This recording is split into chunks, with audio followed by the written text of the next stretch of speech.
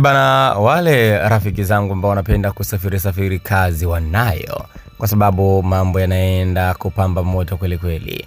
Taarifa ambazo zimetufikia hivi punde, United States Department of State imetangaza kutoa pasi ya kusafiria, yani passport ya Marekani ya toleo maalum liitwalo Limited Edition, ambapo toleo hili kuadhimisha miaka 250 ya taifa hilo. Hivyo wakati wanaadhimisha miaka 250 ya taifa hilo, kwa mujibu wa taarifa hiyo, pasi hiyo mpya itakuwa na picha pamoja na saini ya rais wa Marekani Donald Trump kwenye ukurasa wa ndani wa jalada la pasi hiyo. Kwa maana yake hii pasi mpya kabisa ya kuadhimisha kwa watakuwa wanaingia Marekani na kutoka, basi watakuwa na saini ya Trump, lakini pia picha ya Trump. Hatua hiyo imethibitishwa na afisa wa ikulu ya Marekani pamoja na chanzo kingine kilicho karibu na mchakato huo. Pia ni sehemu ya maadhimisho ya kihistoria ya miaka 250 tangu kuanzishwa kwa nchi ya Marekani. Kwa hivyo hizi mpya zinazokuja passport, basi zitakuwa na saini ya Donald Trump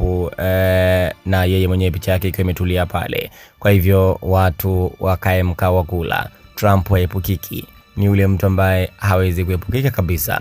Unaweza kumchukia Trump alafu mwisho wa siku upo naye katika passport yako ikiwa unaelekea nchini Marekani. Haya bwana, Marekani wameamua kumwenzi rais wao katika kusherehekea miaka 250.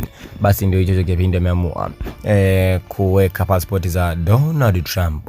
Mtazamaji, hiyo ndio hali halisi ambayo mpaka hivi sasa ipo huko Marekani, na jambo hili tayari lipo katika mpango muda wote kuanzia sasa linatumika, kwa sababu tayari limeshapitishwa. Passport za mwamba Trump na saini yake ndio inaingia Marekani. Wewe maoni yako mtazamaji wa Bongo Spam Media ni yapi kuhusiana na hili ambalo limetokea?